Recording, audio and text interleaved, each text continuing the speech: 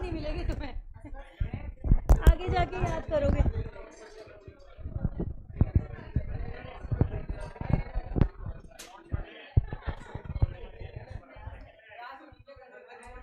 कल क्लास होगी क्या? क्या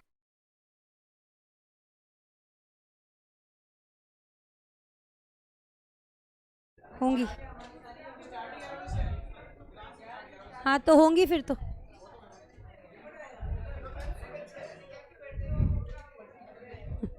और वो मैं कुछ नहीं कर सकती, वो आप मनोज सर से बात करो।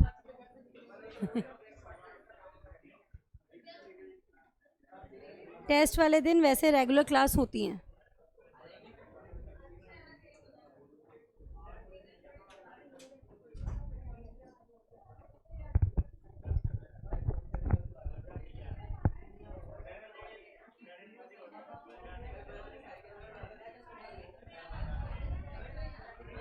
Good afternoon class, good afternoon everyone. Audio video clear है क्या? बताओ बच्चों एक बार। बातें नहीं क्लास। यस चलो स्टार्ट करते हैं।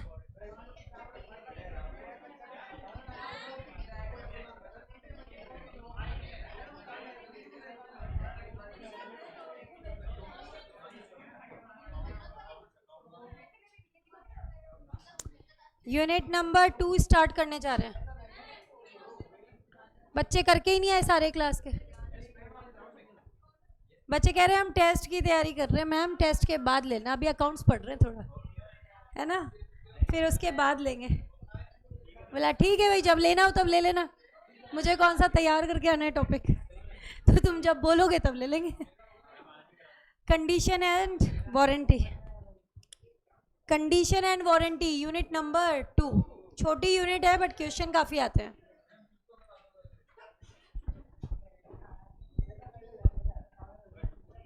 क्वेश्चन नंबर यूनिट 2 लेने जा रहे हैं, कंडीशन एंड वारंटी। इसमें क्या कर रखा है, एक छोटा सा फालतू का सेक्शन दिया हुआ है, स्टिपुलेशन एज टू टाइम। ये आपके लिए वैसे तो इम्पॉर्टेंट नहीं है, बस एक चीज़ दिमाग में रख लेना, कॉन्ट्रैक्ट ऑफ सेल में कौन से टाइम को इम्पोर्टेंस दी जाती है। कॉन्ट्रैक्ट ऑफ सेल में time of delivery is more important than the time of payment. मतलब गुड्स की डिलीवरी ऑन टाइम होनी चाहिए, पेमेंट थोड़ा बहुत आगे पीछे भी होगा तो चलेगा। समझ आई बात कि नहीं आई बताओ? बाकी तो कौन सा टाइम इम्पॉर्टेंट है नहीं है, किस पे डिपेंड करेगा, कॉन्ट्रैक्ट की टर्म्स पर। कुछ नहीं लिखा है तो क्या माना जाएगा, कौन सा टाइम इंपॉर्टेंट है, टाइम ऑफ डिलीवरी। पढ़ के देख लो एक बार यहां से यहां तक।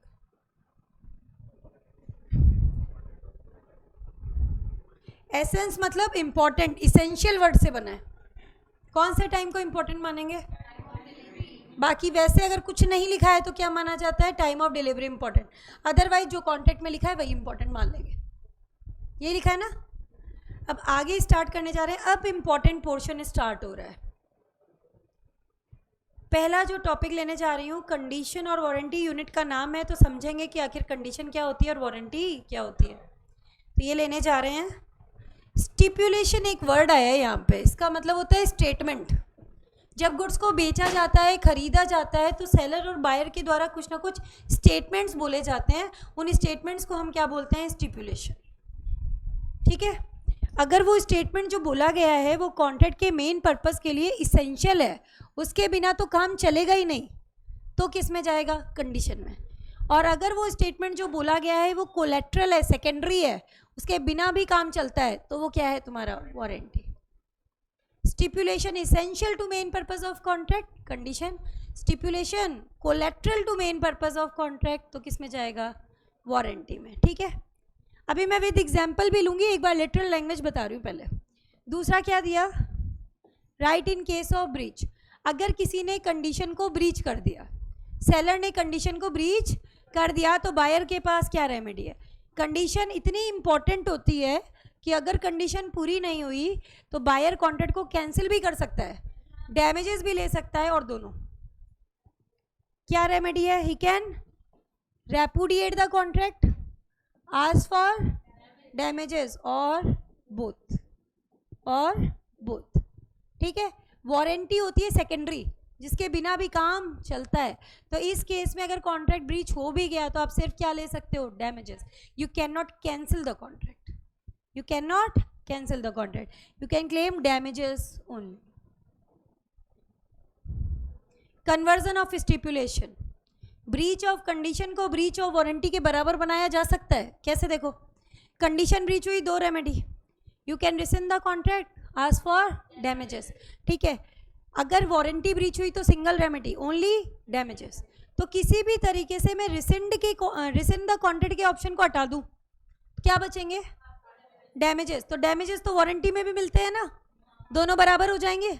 तो मैंने क्या बोला कि मैं ब्रीच ऑफ कंडीशन को तो ब्रीच ऑफ वारंटी के बराबर कर सकती हूँ ना, लेकिन मैं ब्रीच ऑफ वारंटी को ब्रीच ऑफ कंडीशन में नहीं बदल सकती. 2 रेमेडी ब्रीच ऑफ कंडीशन पे, rescind the contract, ask for damages और बोथ. ठीक है. दूसरी तरफ एक ही रेमेडी, क्या? Ask for damages. क्या रिसिंड द कॉन्ट्रैक्ट का ऑप्शन मैं यहाँ ला सकती हूँ? नहीं ला सकती. तो I can not convert the breach of warranty into breach of condition. समझ आया? 12(2) में कंडीशन के बारे में बताया, 12(3) में वारंटी के बारे में बताया. 12(2) में कंडीशन है, 12(3) में वारंटी. ठीक है. दोनों का एक एक एग्जाम्पल दे देती हूँ. ए गया एक कार के शोरूम में और उसने शोरूम वाले को बोला कि भैया मुझे ऐसी कार दो ताकि मैं अपने प्रोडक्ट्स का प्रमोशन कर सकूँ ऑन हिली एरियाज. सेलर ने उसको मारुति कार पकड़ा दी which was not fit for running into the hilly areas. Condition breach हो गई. क्या कर सकता है? he can rescind the contract, ask for damages और both. पहले ही उसने बता के ली थी ये चीज़. वारंटी की बात करते हैं. ए ने बी को एक कार बेची और उस कार के अगेंस्ट उसने क्या दी है? वारंटी दी है कि अगर कल को कार का कोई भी पार्ट डिफेक्टिव निकलता है तो मैं इसको क्या करूँगा? रिपेयर करा दूंगा. And if it can not B repaired तो मैं इसको क्या कर दूंगा? रिप्लेस करा दूंगा. कुछ दिन बाद में कार का हॉर्न काम करना बंद कर देता है. अब इसके लिए क्या कार वापस कर सकते हो क्या? नहीं. ज़्यादा सेलर क्या करेगा? हॉर्न को रिपेयर करा देगा. रिपेयर नहीं हो सकता तो हॉर्न को रिप्लेस कर देगा. But for this you can not cancel the contract, you can not return the car. ठीक है. समझ आई? ये चीज़ क्या थी तुम्हारी? वारंटी. क्लियर है क्या यहाँ तक? बताओ. हमने क्या पढ़ा? कंडीशन और वारंटी. ये वाला पोर्शन मैंने कंप्लीट कराया है. अब एक बार लेंगे इसी चीज़ को अपन ऐसे.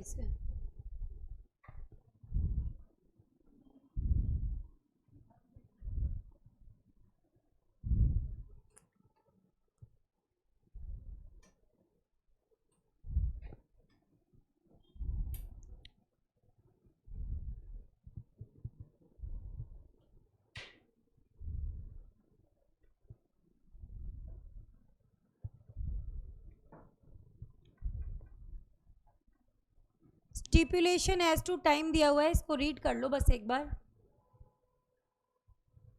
Unless a contrary intention appears from the terms of contract. जब तक कि कॉन्ट्रैक्ट में कुछ और ना लिखा हो. Stipulation as to time of payment not deemed to be essence. Contract of sale में टाइम ऑफ पेमेंट इंपॉर्टेंट नहीं होता. कोई भी स्टिपुलेशन इंपॉर्टेंट है या नहीं है किस पे डिपेंड करेगा? कॉन्ट्रैक्ट की टर्म्स पे.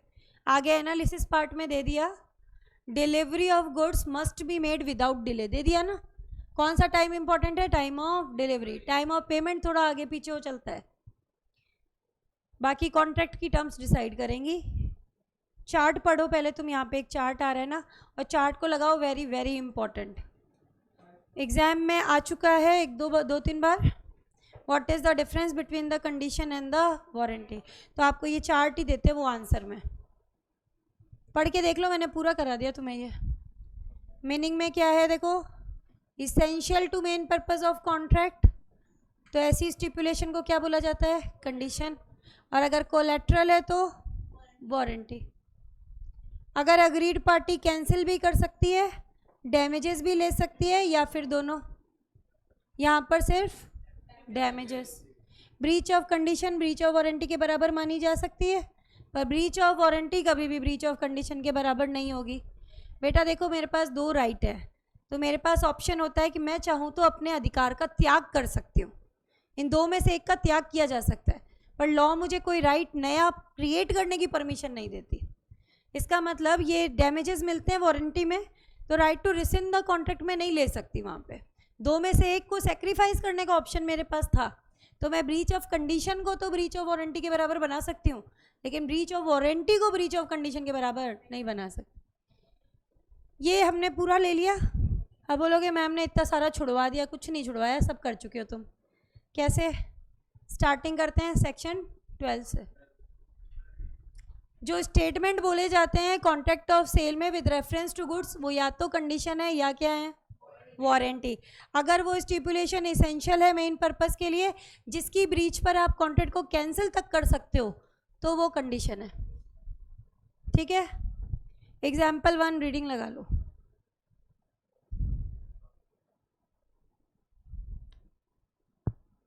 पहले ही कंडीशन लगा दी, ऐसी वाली गाड़ी चाहिए जो 20 किलोमीटर पर लीटर का एवरेज दे। अब और कोई पकड़ा दी तो मना करेगा।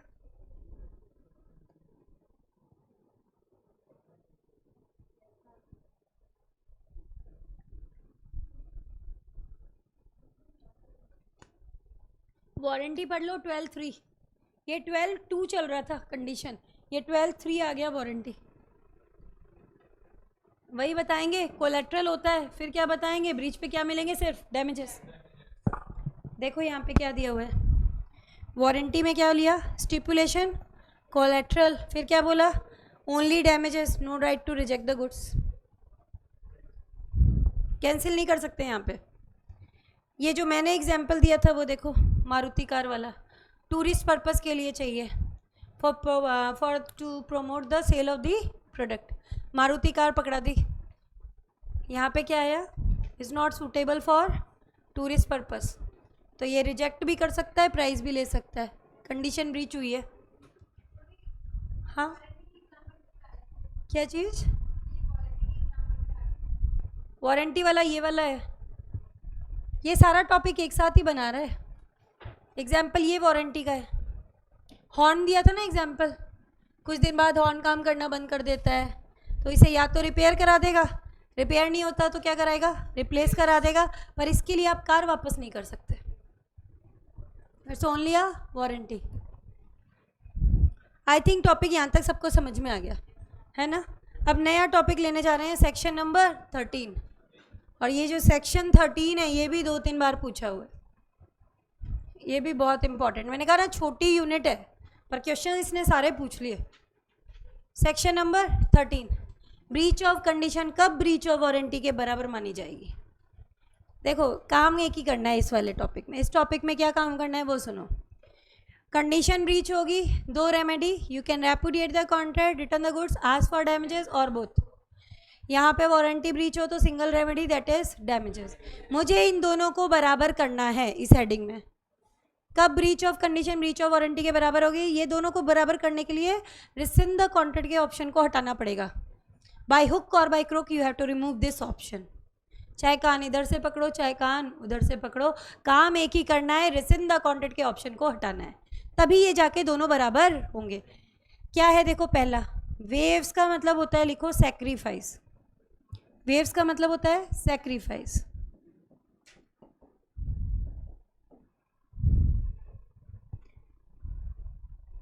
मेरे पास बेटा 2 ऑप्शन थे इधर कंडीशन में, क्या था, I can rescind the contract, I can ask for damages. मैंने रिसिंड द कॉन्ट्रैक्ट के ऑप्शन को सैक्रिफाइस कर दिया, क्या बचा, वो तो वारंटी में भी मिलते हैं कि नहीं मिलते, मैंने दोनों को बराबर कर दिया बाय वेवर। बाय वेवर, एक पार्टी कभी भी अपने बेनिफिट के लिए चाहे तो कंडीशन वेव कर सकती है, ठीक है, मैंने सैक्रिफाइस कर दिया, मेरा राइट था। लॉ कहता है आपके पास 2 अधिकार है तो आप एक का त्याग करना चाहो तो कर सकते हो, नया राइट क्रिएट नहीं कर सकते। सैक्रिफाइस करना है तो करो, कोई दिक्कत नहीं है, तो यहाँ सैक्रिफाइस किया, ठीक है। अब देखो दूसरा, आप मुझे बोलोगे कि मैम फर्स्ट और सेकंड में अंतर क्या है, तो मैं बोलूँगी कान इधर से पकड़ो या उधर से पकड़ो, काम तो एक ही करना था, रिसिंड द कॉन्ट्रैक्ट के ऑप्शन को हटाना था। पहले में क्या बोला, मैंने सैक्रिफाइस किया, इस बार मैं चुनूंगी 2 option, rescind the contract, ask for damages. मैंने डैमेजेस का ऑप्शन चुन लिया, I elected the option to take the damages. तो डैमेजेस तो वारंटी में भी मिलते हैं, दोनों बराबर हो गए। Buyer elects to treat the breach of condition as breach of warranty. मैंने फर्स्ट क्वालिटी शुगर की बात की थी आपके साथ कि आप मुझे फर्स्ट क्वालिटी शुगर डिलीवर करोगे 10 bags at the rate of 625 rupees. अब आपने मुझे डिलीवर कर दी सेकेंड क्वालिटी शुगर जिसकी मार्केट रेट है 10 बैग्स की 600 रुपीज़। मैंने बोला कि यार ज़्यादा तो चीनी में अंतर है ही नहीं, फालतू के 25 रुपये ऊपर देने पड़ रहे हैं। मैंने क्या बोला, मैं बोला कोई बात नहीं, मैं सेकेंड क्वालिटी शुगर रख लेती हूँ, मुझे 25 रुपीज़ के अकॉर्डिंग पर बैग डैमेज दे दो। समझ आ गई बात की नहीं आई बताओ मुझे। तो I elected to treat the breach of condition as breach of warranty. मैंने कैंसिल नहीं किया, मैंने सीधे डैमेजेस ले लिए। चुनना, इलेक्ट होकर के आए हैं ये हम लोग के रिप्रेजेंटेटिव, सारे चुने हैं ना हमने, तो इलेक्ट मतलब चुनना। अब देखो 2 क्लियर है ना, बाई वेवर बाई इलेक्शन। ये 4 नंबर का क्वेश्चन आता है, 4 ही पॉइंट है, चारों पॉइंट एक एक नंबर के हैं। थर्ड पॉइंट सुनो, कॉन्ट्रैक्ट तुम्हारा नॉन सेवरेबल मतलब can not be separated. Non severable मतलब indivisible, can not be separated. Indivisible contract है and buyer has accepted the goods, चाहे तो पूरे के पूरे और चाहे कुछ उसका हिस्सा। कैसे बोलेंगे, buyer has accepted the part of the goods और the whole of the goods, चाहे तो सारा एक्सेप्ट कर लिए चाहे उसका कुछ हिस्सा एक्सेप्ट कर लिया। एक एग्जांपल से समझो, मैं मार्केट से एक शर्ट लेंथ खरीद के लाई। शर्ट लेंथ, मार्केट में पर्टिकुलर शर्ट लेंथ बिकती है, एक पर्टिकुलर साइज आता है, वही शर्ट का कपड़ा आता है, छोटा बड़ा नहीं होता वो, ठीक है। शर्ट लेंथ लेके आए, उसको यूज़ कर लिया, यूज़ करने के बाद चला पता कि उसमें कोई अगरबत्ती का निशान लगा हुआ है। वापस करने गए आप शॉपकीपर के पास, तो क्या आपको वो वापस ले लेगा क्या? वो कपड़ा नहीं लेगा। वो क्या बोलेगा, अगर आपने यूज़ नहीं किया होता तो क्या होता, कंपनी में माल रिटर्न हो जाता, पर आपने तो यूज़ कर लिया। अब यूज़ किया हुआ है तो आप मेरे पुराने कस्टमर हो, तो ज़्यादा से ज़्यादा मैं आपको क्या दे सकता हूँ, डैमेजेस। मेरे तो ये कपड़ा अब किसी काम का नहीं है, कट पीस में जाएगा। आप मेरे पुराने कस्टमर हो तो मैं आपको ज़्यादा से ज़्यादा क्या दे सकता हूँ, डैमेजेस। तो डैमेजेस तो ब्रीच ऑफ वारंटी में भी मिलते हैं। दोनों बराबर हो गए कि नहीं हुए बताओ? क्लियर है ना? थर्ड पॉइंट समझ आया ना? कॉन्ट्रैक्ट इंडिविजिबल है and buyer has accepted the goods. Whole और पार्ट ऑफ द गुड्स मतलब कुछ हिस्सा यूज़ कर लिया तो बाकी वाला बेकार है, क्योंकि कॉन्ट्रैक्ट कैसा है, इंडिविजिबल है। समझ आई बात की नहीं है बताओ? आप मार्केट में देखोगे तो पर्टिकुलर शर्ट लेंथ बिकती है, अगर उससे कम कपड़ा है तो कोई उसे खरीदेगा नहीं, ठीक है ना, वो फिर कट पीस में ही जाता है। आगे क्या आ रहा है देखो, last point, fulfilment of condition और warranty excused by law by reason of impossibility और otherwise. Excused by law, law ने ही कह दिया इस केस में आप कॉन्ट्रैक्ट कैंसिल नहीं कर पाओगे, आपको क्या मिलेंगे, सिर्फ डैमेजेस ही मिलेंगे। ऐसे 2 एग्जाम्पल आपने कॉन्ट्रैक्ट एक्ट में भी पढ़े। अपन कॉन्ट्रैक्ट पढ़ चुके हैं, इस वजह से मैं आपको रिकॉल करा सकती हूँ। याद करो, पढ़ा था कि फ्रॉड, मिसरिप्रेजेंटेशन, कॉन्ट्रैक्ट वॉइडेबल होता है, ठीक है। लेकिन आपने ये भी तो पढ़ा था कि अगर अग्रीड पार्टी के पास सच्चाई जानने का तरीका था और वो लापरवाही से काम करते हैं तो अब आप कॉन्ट्रैक्ट को कैंसिल नहीं कर पाओगे। याद आ रहा है? You can claim only damages. Valid होता था कॉन्ट्रैक्ट तुम्हारा, होता था ना, एक्सक्यूज्ड बाय लॉ। एक और एग्जाम्पल देखो, टाइम इंपॉर्टेंट है, कॉन्ट्रैक्ट पे टाइम पूरा नहीं किया वॉइडेबल, चाहे तो कैंसिल कर लो, चाहे डैमेजेस ले लो, या फिर दोनों। लेकिन अगर agreed party promisee is ready to accept the performance beyond the time, वो कहता है 10 नहीं तुम तो 15 तक कर दो, कोई बात नहीं, अब नहीं कर सकता cancel, the contract will become valid. तो एक्सक्यूज्ड बाय लॉ। तो रीजन क्या दिया है लास्ट में, क्या दिया, fulfilment of condition excused by law by reason of impossibility और अदरवाइज। इम्पॉसिबिलिटी और अदरवाइज, चारों पॉइंट समझ आए? By waiver, by election, non severable and buyer has accepted the goods, excused by law by reason of impossibility और otherwise. हाँ, impossible हो गया, इसकी वजह से आपको नहीं करना पड़ेगा।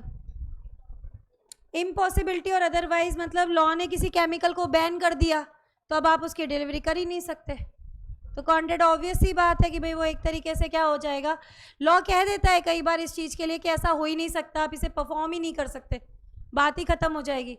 जो चीज़ इम्पॉसिबल हो गई उसको तो परफॉर्म कर ही नहीं पाओगे ना, वर्ड हो जाएगा एक तरीके से। नहीं, वो वाला केस अलग है, वहाँ पे अपन ने बोला फ्रॉड में वैसे तो डैमेजेस मिलते ही है ना। वॉइडेबल की रेमेडी क्या होती है, you can rescind the contract, ask for damages और बोथ, यही तो बता रहे हैं हम यहाँ पे। कंडीशन ब्रीच में भी तो सेम रेमेडी है, you can rescind the contract, ask for damages और बोथ।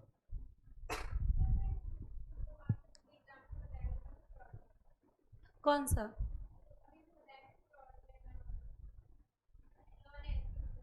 वो लॉ ने एक्सक्यूज ये कर रखा है, मैंने इसलिए बताया क्योंकि वॉइडेबल में यही दो रेमेडी होती है ना। कई बार लॉ कह देता है कि आप कॉन्ट्रैक्ट को कैंसिल नहीं कर पाओगे, आपको सिर्फ डैमेजेस मिलेंगे। तो आप देख लो वहाँ पर लिखा हुआ है ना ये चीज़ कि अगर means to discover the truth था तो आप कैंसिल नहीं कर पाओगे, आपको क्या मिलते हैं वहाँ पे? सिर्फ डैमेजेस। वैलिड माना जाता है कि नहीं माना जाता है बताओ?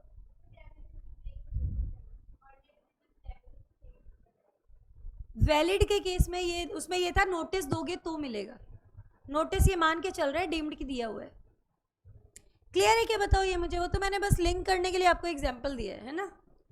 दो तरीके के होते हैं ये कंडीशन और वारंटी, लिखे हुए दो तरीके के बन गए चार। कैसे?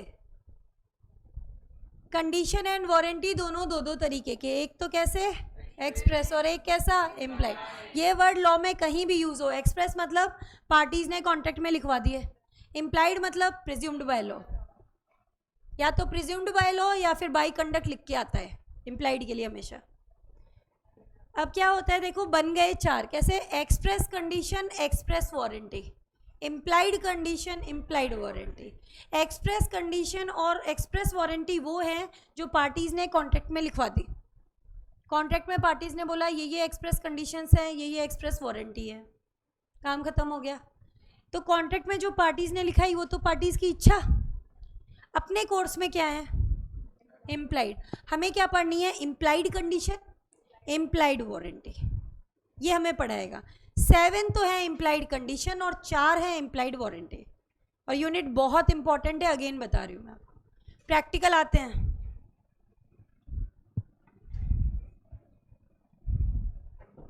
सेक्शन 13 कर लो सबसे पहले, अभी किया था ना ये। कब breach of condition breach of warranty के बराबर होगी? मैंने तुम्हें कराया है एनालिसिस पार्ट से। क्यों? क्योंकि यहाँ अच्छा दिया हुआ है। क्या लिखा हुआ है देखो, सेक्शन 13 वो केसेस बताता है जहाँ breach of condition breach of warranty के बराबर हो जाएगी।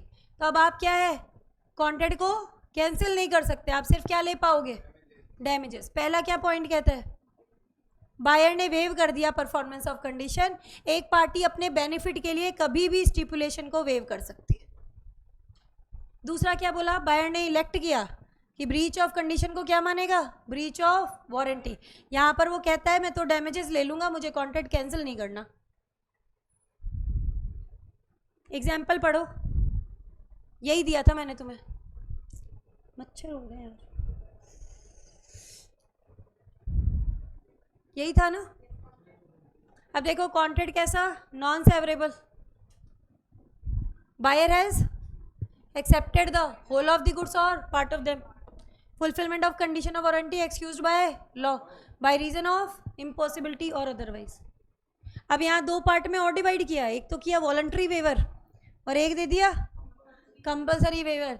जो शुरू के दो थे ना, वेवर और इलेक्शन, वो डाल दिए वॉलंटरी में, बाद के दो डाल दिए कंपलसरी में। याद करने की ज़रूरत नहीं है, कोई चार्ट अपन थोड़ा बना के आएंगे ये वाला, पर आपको ऐसे लिखा हुआ था तो मैंने आपको बता दिया। दो तरह की है, वॉलंटरी और कंपलसरी। वॉलंटरी में शुरू के दो डाल देना बेटा, वेवर और इलेक्शन, बाकी दो किस में डाल दिए? कंपलसरी में। अब आया तुम्हारा topic condition and warranty. Condition and warranty दो तरीके की, एक्सप्रेस और इम्प्लाइड। यहाँ से लेना इसको। एक्सप्रेस कंडीशन कौन सी होती है? पार्टीज ने एक्सप्रेसली बता दी कॉन्ट्रैक्ट में, agreed between the parties at the time of contract, और कॉन्ट्रैक्ट में ही लिखवा दी गई, वो कौन सी हैं? Express condition. और जो प्रिज्यूम्ड बाय लॉ हैं वो आएंगी तुम्हारी इम्प्लाइड। ये आ गई ना, presumed by law to be present in contract. लिखी हुई नहीं है कॉन्ट्रैक्ट में, लेकिन लॉ क्या कहता है कि ये तो इम्प्लाइड कंडीशन पूरी होनी ही चाहिए, इसके बिना बात नहीं बनेगी। ठीक है, ये तो प्रिज्यूम्ड बाय लॉ है। कौन कौन सी हैं? टोटल कितनी है? 7। क्या क्या पढ़ाएगा ये हमें देखो। पहला है condition as to title, description, sample as well as description, quality और फिटनेस, होलसमनेस, मर्केंटिबिलिटी। ये सारी हमें पढ़नी है एक एक करके। स्टार्ट किससे करेंगे? कंडीशन एज टू टाइटल से करेंगे। टाइटल का मतलब लिखो बेटा, ओनरशिप। टाइटल वर्ड का मीनिंग है ओनरशिप। अब इसको समझो अच्छे से। अगर मैम कोई टॉपिक आपको डायरेक्टली आईसीआई से करा रही है तो ये समझ लो कि उसको पीडीएफ में अगर नहीं लिखा है तो इसका मतलब इसमें एग्जाम्पल बहुत ज़्यादा है, और जहाँ एग्जाम्पल ज़्यादा होते हैं ना तो वो केस स्टडी बन सकते हैं। तो अगर मैंने वहाँ से करा दिया तो आप इसे यहाँ से पढ़ोगे नहीं, इसलिए मुझे यहाँ पूरा टॉपिक ही यहाँ से ले रही हूँ ताकि तुम इसकी केस स्टडीज़ कर पाओ, और यहाँ आती हैं केस स्टडीज़। ठीक है, तो इम्प्लाइड कंडीशन में पहली कौन सी दी है? Condition as to title. जब सेलर बायर को गुड्स बेच रहा है तो पहली इम्प्लाइड कंडीशन ये कहती है seller should have the right to sell the goods. Seller should have the right to sell the goods. उसके पास गुड्स को बेचने का अधिकार होना चाहिए। सेल के केस में इमीडिएटली, और एग्रीमेंट टू सेल के केस में when it is going to convert into sale, तब तक उसके पास right to sell the goods होना चाहिए। क्या लिखा है देखो, in every contract of sale, जब तक कि कुछ और ना लिखा हो कॉन्ट्रैक्ट में, क्या माना जाएगा? In every contract of sale unless the contrary is proved. First implied condition क्या है? Seller is that in case of sale ही has the right to sell the goods. In case of agreement to sell he will have the right to sell the goods at the time and the property is to pass। पहली implied condition यही है कि जो चीज seller बेच रहा है उसे बेचने का अधिकार सेलर के पास होना चाहिए। एक लाइन लिखो जो केस स्टडी में हेल्प करेगी। if the goodwill patent copyright, if the goodwill patent, copyright और ट्रेडमार्क is infringed, if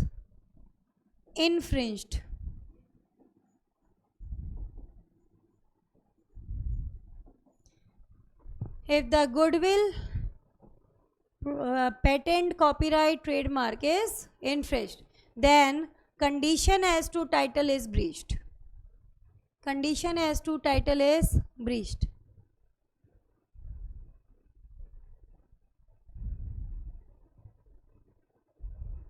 सोच के देखो, गुड्स में ट्रेडमार्क किसी और का है और बेच कोई और रहा है, that means seller does not have the right to sell the goods. कौन सी कंडीशन ब्रीच हुई? Condition as to title. Copyright किसी और का है और बुक्स छपवा कोई और रहा है, समझ आ रही है चीज? तो उसके पास is does not have the right to sell the goods. कौन सी कंडीशन बीच हुई? Condition as to title. ठीक है, पेटेंट किसी और का है, गुड्स कोई और बेच रहा है, does not have the right to sell the goods. क्या एग्रीमेंट टू सेल में right to sell the goods होना चाहिए जब ये सेल में कन्वर्ट होगा। एग्रीमेंट टू सेल कब सेल में बदलता है? जब कंडीशन पूरी हो जाए या फिर टाइम लिमिट एक्सपायर हो जाए। तो जब टाइम लिमिट एक्सपायर हो जाएगी तब तक तुम्हारे पास गुड्स को बेचने का राइट होना चाहिए। समझ आई बात? आगे क्या दिया इन्होंने? एग्जाम्पल पढ़ लो, एग्जाम्पल नंबर 5। ए ने बी को टिन्स बेची हैं, किसकी? कंडेंस्ड मिल्क की, जिसके ऊपर क्या लिखा है? CDF ब्रांड, और ये प्रूव किया गया it is an infringement of an company's trademark. ये CDF ब्रांड लेबल लगा करके जो कंडेंस्ड मिल्क के डब्बे बेच रहा है ना, ये किसी दूसरी कंपनी का ट्रेडमार्क है। It is a breach of implied condition that A had the right to sell the goods। उसके पास राइट टू सेल गुड्स नहीं है तो ये कंडीशन ब्रीच हो गई। क्या रेमेडी मिलेगी? Resend the contract, return the goods, ask for damages और बोथ। तुम्हें अलग से रेमेडीज किसी में याद नहीं करनी बेटा, मैं तुम्हें सिंगल तरीका बता रही हूँ। क्या लिखना? कोई भी कंडीशन ब्रीच हो, रेमेडी सेम है। क्या है? Resend the contract, return the goods, ask for damages और बोथ, तुम ये लिखाना। ठीक है, अब इसी को ये घुमा फिरा के बोलता रहता है, reject the goods, take off the label, claim the damages, है ना? वही वाली बात है, रिफंड द प्राइस मिल जाएगा। नेक्स्ट आया तुम्हारा sale by description. Sale by description क्या कहता है कि गुड्स वैसे ही होने चाहिए जैसा कि सेलर ने डिस्क्राइब किया था। If the goods are sold by description, they should correspond with the description। अगर डिस्क्रिप्शन के अकॉर्डिंग सेल हुई है तो गुड्स डिस्क्रिप्शन के अकॉर्डिंग होने चाहिए। ये एक स्टेटमेंट भी बोलेगा कि if you have contracted to sell the peas you can not compel the buyer to have the beans. एक स्टेटमेंट आएगा यहाँ पर, देखो लिखा हुआ होगा, if you contract to sell the peas you can not compel the buyer to have the beans. दिया है ना, मतलब जिस चीज़ के बारे में बात हुई है वही चीज़ देनी पड़ेगी, उसकी जगह दूसरी चीज़ उसे नहीं पकड़ा सकते। अब डिस्क्रिप्शन वर्ड को लॉ ने कहीं डिफाइन नहीं किया, लॉ ने हमारे डिस्क्रिप्शन वर्ड को डिफाइन नहीं किया है, लेकिन 2 केसेस में माना जाता है कि sale is by way of description. Act ने डिफाइन नहीं किया। 2 केसेस में क्या मानते हैं, sale is by way of description. एक, पहले तो आप वो बता दो कि क्लास और kind to which the goods belong, class और kind to which the goods belong have been specified. आपने कहा यूजुअली कैसे करते हैं, कंट्री ऑफ ओरिजिन के अकॉर्डिंग। इजिप्शियन कॉटन चाहिए तो कौन सी कॉटन होनी चाहिए, इजिप्शियन कॉटन ही होनी चाहिए, उसकी जगह दूसरी नहीं चलेगी। वेस्ट सिल्क, तो सिल्क ऐसी होनी जिसे मार्केट में वेस्ट सिल्क के नाम से जाना जाता है, ठीक है। जावा शुगर, जिसे मार्केट में जावा शुगर के नाम से जाना चाहता है। आपने क्या किया, आपने बता दिया क्लास और kind to which the goods belong have been specified. दूसरा तरीका आपका क्या है, करेक्टरिस्टिक नेसेसरी टू आइडेंटिफिकेशन बता दो। यार होगा वर्ड देखो, करेक्टरिस्टिक इसेंशियल टू आइडेंटिफिकेशन बता दो। जैसे मैंने बोल दिया कि मुझे स्टील शीट चाहिए, सपोज करो ग्लास शीट चाहिए, विंडो में पेन लगानी फिटिंग करानी है ना। मैंने कहा मुझे ग्लास शीट चाहिए इस पर्टिकुलर डायमेंशन की, उसकी जगह किसी और डायमेंशन की पकड़ा दी तो मैं मना कर सकती हूँ कि नहीं कर सकती, कर सकती हूँ। करेक्टरिस्टिक इसेंशियल टू आइडेंटिफिकेशन मैंने बता दी थी। दूसरा मैंने कहा विक्टोरिया शिप के थ्रू कॉटन आ रही है, आ गई तो मैं खरीद लूँगी, तो विक्टोरिया शिप के थ्रू आ रही है वही वाली कॉटन खरीदूंगी, उसके अलावा किसी और शिप से आ रही है तो नहीं खरीदूंगी। मैंने क्या बताया, करेक्टरिस्टिक इसेंशियल टू आइडेंटिफिकेशन। देखो इसमें एग्जांपल दिया है, jute bales of particular shipment, तो उस पर्टिकुलर शिप के थ्रू आ रहे हैं वही लेंगे, उसके अलावा कोई है तो नहीं लेंगे। Steel of specific dimension, steel sheet चाहिए पर्टिकुलर डायमेंशन की होनी चाहिए, आगे पीछे कोई डायमेंशन की है, थोड़ी छोटी है थोड़ी बड़ी है तो हम रिजेक्ट कर देंगे।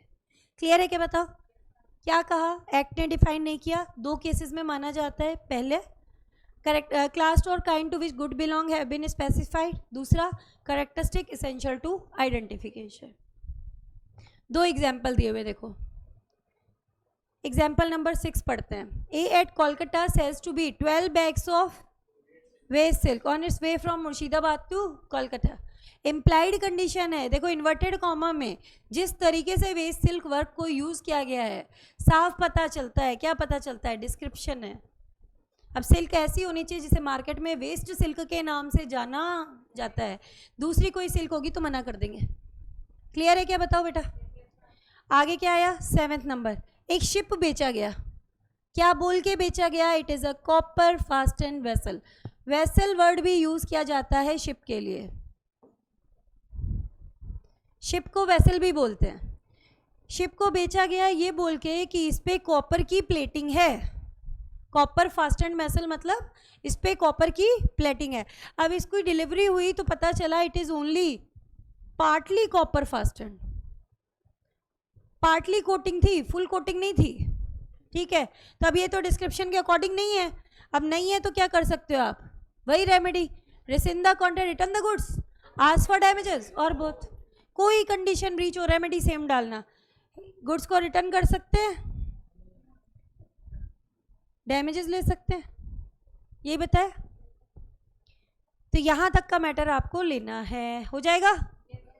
अब आया तुम्हारा sale by way of sample, इसको लगाओ, वेरी इंपॉर्टेंट। अभी वाले अटेम्प्ट में भी अभी आया था ये थ्योरी में, उससे 1 या 2 अटेम्प्ट पहले इसमें 6 नंबर के प्रैक्टिकल डाल चुका है। तो सेल बाय सैंपल इंपॉर्टेंट है भाई, sale by way of sample. Sale by way of sample ये कहता है कि नमूने के आधार पर अगर सामान बेचा गया है 3 बातें पूरी होनी चाहिए।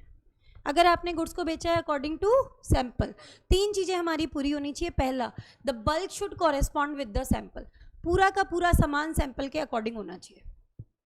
भाई हमने सैंपल देख के गुड्स खरीदे हैं तो पूरा सामान सैंपल के अकॉर्डिंग होना चाहिए। दूसरा, buyer should be given a chance of inspecting the goods, buyer को मौका मिलना चाहिए, देख लो भाई गुड्स वैसे ही हैं जैसे तुम्हें सैंपल में दिखाए गए थे। क्लियर है क्या बताओ? और तीसरा, the goods should be free from latent और हिडन डिफेक्ट। गुड्स में किसी तरीके के भी लेटेंट या हिडन डिफेक्ट नहीं होने चाहिए। लेटेंट या हिडन डिफेक्ट क्या होते हैं? Which can not be discovered by ordinary examination of goods, जिनको आप गुड्स देख के पता नहीं लगा सकते, उनको क्या बोलते हैं? लेटेंट और हिडन डिफेक्ट। फॉर एग्जाम्पल देखो, आपको वीट का सैंपल दिखाया, बिल्कुल सही दिखा दिया आपको ऊपर का सैंपल, और आपने देख लिया, आपने पसंद कर दिया और गुड्स को ऑर्डर प्लेस कर दिया। आपके घर पर जब बैग्स ऑफ वीट डिलीवर हुए तो आपको पता चला इसमें इन्फेक्शन है। ये चीज़ सैंपल देख के तो आपको नहीं पता चली ना, लेटेंट और हिडन डिफेक्ट। क्लियर है कि नहीं है बताओ? अब देखो इसको पढ़ लो यहाँ तक पहले। In a contract of sale, implied condition है ये। अगर सेल बाय सैंपल है तो इम्प्लाइड कंडीशन क्या कहती है? Bulk shall correspond with the sample. दूसरा, buyer shall have a reasonable opportunity of comparing the bulk with the sample, कि देख लो चीज़ वैसी है जैसी तुम्हें सैंपल में दिखाई थी। And good shall be free from all the defects rendering them unmerchantable. This simply means कि good shall be free from all the latent और hidden defect. Latent hidden defect कौन से होते हैं? Defect which could not be discovered by ordinary examination of the goods. तीनों समझ में आ गई क्या कंडीशन? तो ये तीन तो रट के जाना, सैंपल के बेसिस पे है तो ये तीनों चीज़ें पूरी होनी चाहिए हमारी। एक एग्जाम्पल भी दिया, फ्रेंच आर्मी के लिए जूतों का ऑर्डर प्लेस किया गया। एक कंपनी ने फ्रेंच आर्मी के लिए ऑन ऑर्डर शूज़ प्रिपेयर किए हैं and the sale is by way of sample. जब फ्रेंच आर्मी ने उन जूतों को यूज़ किया तो उन्हें बहुत अनकंफर्टेबल लगा, तो उनको लग रहा था कि जैसे बिल्कुल ही बेकार हो गया काम ये। फिर इन्होंने क्या किया, लैब में डाले टेस्टिंग के लिए। तो लैब में टेस्टिंग के लिए डाले तो बेटा पता चला कि जो सोल है ना उसके अंदर पेपर की मिलावट है। फ्रेंच आर्मी के लिए जूते बना के बेचे गए थे सैंपल के आधार पर, जिसमें एक स्पेशल सोल लगाई गई थी। उस स्पेशल सोल में प्रॉब्लम आई तो लैब में इंस्पेक्शन करवाया तो पता चला उसमें पेपर की मिलावट है, जो कि ऑर्डिनरली शूज़ को देख के, सैंपल को देख के पता नहीं चलती। लेटेंट और hidden defect can reject the goods. पढ़ लो, ये कंडीशन ब्रीच हो गई। पढ़ो ये वाला, कंपनी ने गुड्स बेचे हैं, शूज़ बेचे हैं, made of special sole by sample. किसके लिए? फ्रेंच आर्मी के लिए। Shoes were found to contain paper not discoverable by ordinary examination. ये लाइन अपने आप में बता देती है कि ये कैसे डिफेक्ट है, लेटेंट और हिडन डिफेक्ट। और लेटेंट और हिडन डिफेक्ट का पॉइंट तुमने अभी सेल बाय सैंपल में 3rd नंबर पे पढ़ा है। ठीक है, आगे आया तुम्हारा sale by sample as well as description. इस बार बेटा दोनों काम करेंगे, सैंपल भी दिखाएंगे और डिस्क्राइब भी करेंगे, और गुड्स दोनों के अकॉर्डिंग होने चाहिए, किसी भी एक के अकॉर्डिंग नहीं है तो ये वाली कंडीशन ब्रीच। और कंडीशन ब्रीच तो वही दो रेमेडी तुम्हारे पास, you can reject the good, return the goods, ask for damages, और both. Where the goods are sold by sample as well as description, दोनों ही दिखाए थे आपने। Then the good shall correspond with both of them, दोनों के अनुसार होने चाहिए, किसी भी एक के अनुसार नहीं है, buyer can repudiate the contract. Option है उसके पास, इनमें से किसी भी एक के अनुसार नहीं होंगे तो कॉन्ट्रैक्ट को कैंसिल किया जा सकता है। एग्जाम्पल नंबर 10 देखो, A agrees with B to sell certain oil described as, description है कि नहीं है बताओ?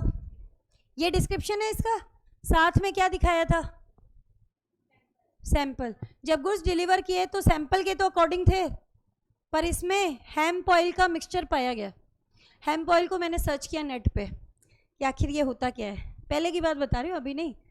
तो जब ये स्टार्टिंग में पढ़ाया था ना, तो ऐसे ही स्टार्टिंग में हमें भी वर्ड लगता था यार ये हेम्प ऑयल क्या है, तो हेम्प ऑयल पढ़ते तो हैं, देखते क्या है, तो भांग का तेल, इसकी हिंदी दे रखी है भांग का तेल, हेम्प ऑयल। अच्छा, कोई भी चीज़ रिफाइंड है तो उसमें किसी चीज़ की मिलावट नहीं होनी चाहिए। अब इसने बोला कि ये मिक्सचर है हेम्प ऑयल का, इसका मतलब डिस्क्रिप्शन के अकॉर्डिंग नहीं है। आप कह रहे हो रिफाइंड है जबकि इसमें मिलावट है, किसकी? हेम्प ऑयल की, तो ये तो रिफाइंड हुआ ही नहीं, तो ये it is not according to description. तो description as well as sample था, एक भी चीज़ इसमें ब्रीच हो जाए तो ये कंडीशन ब्रीच है। क्या कर सकते हो? You can rescind the contract, reject the goods, ask for damages, और बोथ। तो वो आ गई तुम्हारी रेमेडी डाल आना। हो गया ये? अब इसका थोड़ा सा आइडिया लेते हैं और फिर आज की क्लास वाइंड अप करेंगे। क्वालिटी और फिटनेस। क्वालिटी और फिटनेस का जनरल रूल कहता है कि ये कंडीशन लगेगी ही नहीं, क्योंकि जनरल रूल है let the buyer be aware. Buyer की ड्यूटी बनती है कि गुड्स खरीदते समय देख लो कि गुड्स तुम्हारे पर्पस के अकॉर्डिंग होंगे या ना हो। क्या देखो, as a general rule duty किसकी? बायर की, कि गुड्स को एग्जामिन कर लो thoroughly before you are buying them. अपने आप को सेटिस्फाई कर लो तुम्हारे पर्पस के अकॉर्डिंग है या नहीं है। अदरवाइज रूल क्या है तुम्हारा? Let the buyer be aware. तो इसलिए हमने बोला कि जनरली ये इम्प्लाइड कंडीशन लगेगी ही नहीं। इसको इन्होंने आगे जाके शुरुआत में बताया। ऑर्डिनरली का मतलब होता है generally. Generally there is no implied condition as to quality और फिटनेस, क्योंकि जनरल रूल क्या कहता है? Let the buyer be aware. Let the buyer be aware, ये रूल लगता है आपका। ये इम्प्लाइड कंडीशन जनरली तो लगेगी नहीं। कब लगेगी? जब बायर सेलर को पर्पस बता दे कि मुझे गुड्स क्यों चाहिए, सेलर के ही स्किल और जजमेंट पे विश्वास करे और सेलर इसी तरीके के गुड्स में डील करता है। आई रिपीट, सुनो, कब लग जाएगी? जब बायर सेलर को पर्पस बता दे कि गुड्स किस लिए चाहिए, सेलर के ही स्किल और जजमेंट पे विश्वास करे, सेलर इसी तरीके के गुड्स में डील करता है। अब चीज़ सही नहीं निकली तो सेलर जिम्मेदार माना जाएगा। अब चीज़ सही नहीं निकली तो सेलर जिम्मेदार माना जाएगा। इस चीज़ को पहले तो इन्होंने पैराग्राफ फॉर्म में दिया। हम क्या करते हैं, जो अच्छे से रिप्रेजेंट किया वो चीज़ ले लेते हैं। यहाँ से ले लो, इम्प्लाइड कंडीशन कब लग जाएगी? If these are conditions are satisfied. पहला, बायर ने पर्पस बता दिया था सेलर को। दूसरा, बायर ने सेलर के स्किल और जजमेंट पे विश्वास किया था। तीसरा, सेलर जो है वो इसी तरीके के डिस्क्रिप्शन के गुड्स में डील करता है। फर्स्ट पॉइंट, ये पैराग्राफ आप यहाँ तक ले सकते हैं। However condition as to fitness may be implied if buyer ने पर्पस बता दिया सेलर को, सेलर के स्किल और जजमेंट पे विश्वास किया और सेलर ऑर्डिनरली इन्हीं तरीके के गुड्स में डील करता है। इसी को इसने यहाँ पे 3 पॉइंट में डाल दिया। हेडिंग कौन सी? क्वालिटी और फिटनेस। ये कहना चाहता है कंडीशन एज टू क्वालिटी और फिटनेस, मतलब गुड्स जो है वो पर्टिकुलर आपके काम के लिए फिट है या नहीं है। ठीक है, ये चीज़ की बात करेगा ये, पर्टिकुलर क्वालिटी के है कि नहीं है, आपके पर्पस के लिए फिट है या नहीं है। तो मेन तो ड्यूटी किसकी होती है? बायर की, कि भाई तुम देख के सामान खरीदो कि तुम्हारे पर्पस के अकॉर्डिंग है या नहीं है। तो नॉर्मली तो लगेगा ही नहीं। कब लगेगा? जब पर्पस बता दे, सेलर के स्किल और जजमेंट पे विश्वास करे और सेलर इसी तरीके के गुड्स में डील करता है। तो इसको कल करते हैं एक बार, है ना, यहाँ तक वाइंड अप करते हैं। कोई क्वेरी है तो बेटा पूछ सकते हो।